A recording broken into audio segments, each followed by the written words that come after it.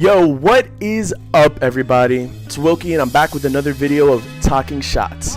So if you guys have noticed, I don't know how, because it looks exactly the same, but yes, the quality of this video is a little bit different than usual. The reason being, Michael was actually very busy this week, and we weren't able to use our regular equipment to film, so I'm actually filming this off of my iPhone using my cute little headset. But yeah, so instead of just skipping this week's episode, we decided to do a Q&A. So let's go to the first question. This is actually one of the most popular questions that we have gotten as of late. What is the name of the song that you guys use in your intro? So the name of the song that we actually use in our intro is Tokyo Uptown Part 2 by me. If you guys don't know, I'm actually a musician and a rapper, and yeah, I write music and stuff like that, and we actually use a lot of my own music for the videos to avoid copyright, also because my music is dope and it sounds good. So if you guys are actually curious and want to hear more of my music, you can find it at SoundCloud. We're gonna include all the little links, all the stuff that you need to look it up at SoundCloud at Crass the Kid. You can find it on YouTube. Just look up Crass the Kid. You can find some of my music videos. You could also follow the rap group that I'm part of by the name of Barracuda Death Wish, which is where you can find a lot of my newer music, including a lot of the newer stuff that I've been working on with my group mates. And I also recommend highly that you guys check out Toby, who is my group mate, my bandmate, my brother, one of the people that have been supporting us from day one, who makes incredible music and is doing incredible strides over there in Los Angeles. And you could actually find a couple, you might find me featured on one or two songs on his stuff. Now let's get to the most annoying question that I consistently get about my music that I saw being asked in the comment section. Why haven't you finished your mixtape? When is your mixtape coming out? So yes, I have been working on a mixtape for about, I don't know, like 2 or 3 years. I would say closer to 2 with actual content that I'm happy with. And I've been procrastinating incredibly on it just because I'm lazy, and also because I was in school and just making up excuses for not finishing that. If you guys are interested in it, comment. I'll put my ass into drive and actually finish that out. And I've been meaning to finish it out for a while, so expect that in the near future, hopefully, if I can not be a bum and make time for that. So there you go. When is the Cowboy Bebop episode, and why is it already in development? So yes, guys, not to ruin the surprise, but we are working on a Cowboy Bebop episode. Both me and Michael are huge fans of the anime. I've seen the anime multiple times. I'm a huge fan of the director and creator of the series. He also went on to work on Samurai Champloo and Space Dandy, 2 animes that I am really big fan of. So yeah, the only issue, and I guess the only reason I'm taking my time with this video, is that Cowboy Bebop is such an influential and popular anime that I can't just do a traditional review on it. I wanted to do something a little bit more and actually talk about, I guess, the music and thematics of the series, and talk about the imagery and how impactful it is and influential it's been to other animations or pieces of work that have come out since then. Short answer, I'm trying to do something a little bit different, but expect it in the future as well. Couldn't give you a date on that though. Oh, here's a very serious question that we received from Toby himself, Reggie Toby Burrell. Why do you hurt the people you love? Good question. Another one from Toby. Why do I hurt the people I love? Let's be a piece of shit together and be very judgmental on everything pop culture. Next question. Oh, okay. This one was actually directed more so towards Michael, and I even had to ask him this question directly just to give you guys a fair answer. So the question was, what do you consider a drift truck? And here was the answer I was coached to say. Pretend I'm Michael. Do I have glasses or something? No, okay, whatever. Pretend I'm Michael. All my money is going towards my FD that I currently own. I'm planning on selling my FD and getting a drift truck. Something like that. Yeah, it sounds stupid. If you have more questions regarding drift trucks, ask Michael directly. I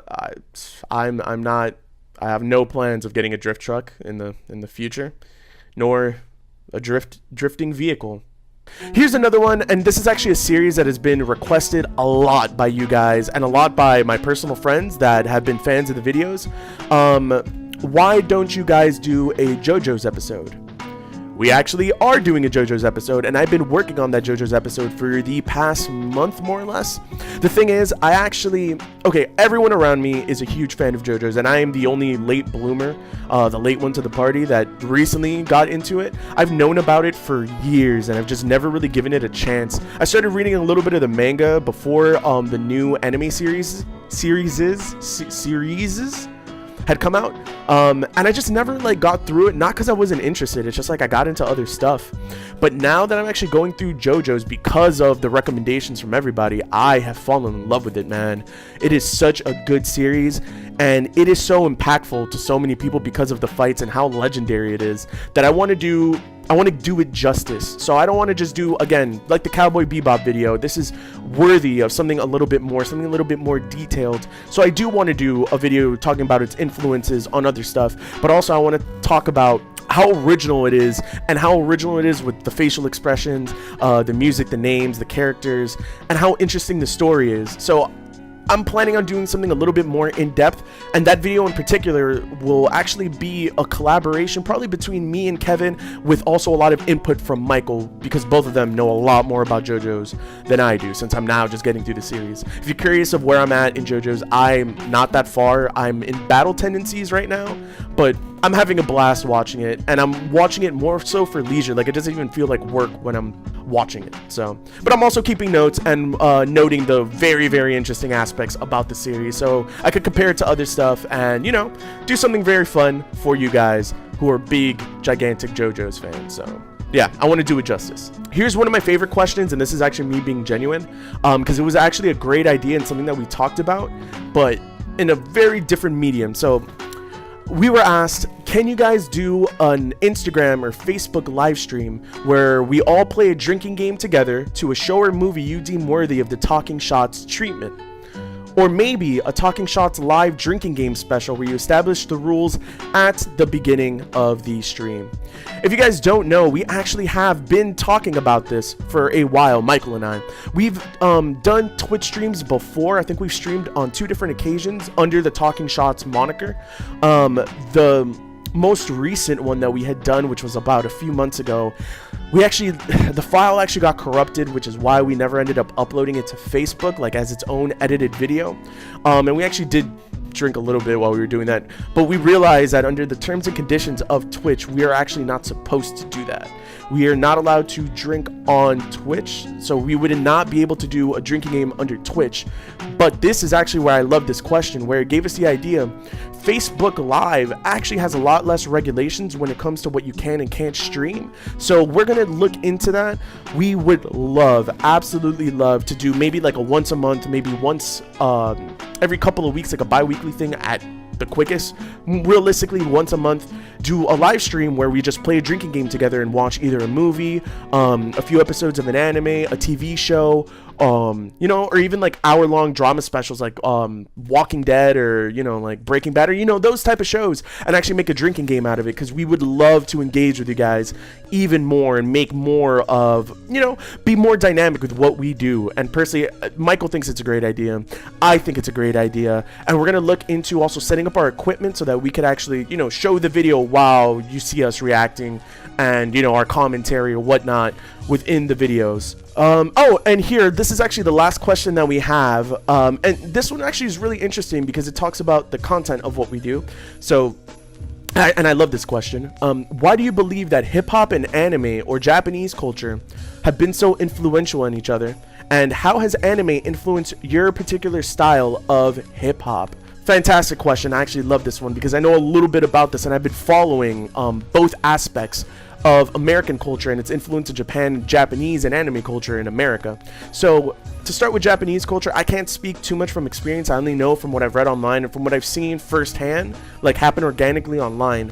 What I've seen from Japan is that Japan, as much as we, and especially a lot of the weeaboos, are fans of Japanese culture, Japan is actually a big fan of American culture, and they take a lot of influences from not only our music genres, but our fashion as well. So a big burst in popularity that I've seen has been streetwear, like hip-hop wear, stuff like that. Like stuff that you see, like a lot of like hype beasts, people like that like collect sneakers and stuff. You see a lot of that influence in Japanese fashion now. So, and I've seen it personally, like firsthand, especially with the few friends that I've made that are from Japan that dress like that. I've noticed that they have a lot of similar style to the way that I dress, like on a day-to-day basis, you know? And I've noticed that. So one of the biggest influences has been music, or our music over there. So you'll see a lot like this big pop and hip-hop being popular over there in Japan. And the first time I actually heard a Japanese rap song, because there's a lot of Japanese rappers now, was actually back in 2010. And I actually hated it. I was not a fan of Japanese rap at all. I thought it was offbeat. I thought the rhythm was horrible. I thought it sounded awkward and forced. It didn't grasp at me. But I know a lot of people have been fans of Japanese rap for years. But me not being a hater, I've never given up on Japanese rap. And now I see a lot of modern rap influence in Japanese hip-hop, such as trap music being huge over there in Japan, especially with artists like K-O-H-H, the dude that was on Ichima by Keith Ape. He's one of the best Japanese rappers that I've heard, and I love his flow. And now, especially with how Japanese rap is developed, you hear a lot of different, like their style is so unique, and you hear a lot of different styles and rhythms that you don't normally hear in American rap, and it's really, really refreshing and cool to hear. So it's dope to see, like, especially me being from New York and growing up in Brooklyn, it's really cool to see that influence of like New York rap in Japan. It's dope. It's dope as fuck. Japanese and anime culture in America. So a lot of the up and coming rappers that you see now, like Ski Master Slump God, XXX Tentacion, millennial rappers or millennial artists in general, ended up growing up on a lot of the same cartoons. So a lot of us grew up on Cartoon Network. And one of the biggest influences on us within our childhood was Toonami. I know for me, it was one of the biggest things from my childhood. And if you guys don't know about Toonami, it used to be the anime block that they would show, I think on the weekends, late at night, and also in the afternoons when you would get out of school. They would show Dragon Ball Z, they would show Gundam, they would show Rurouni Kenshin, Trigun. No, Trigun was actually Adult Swim.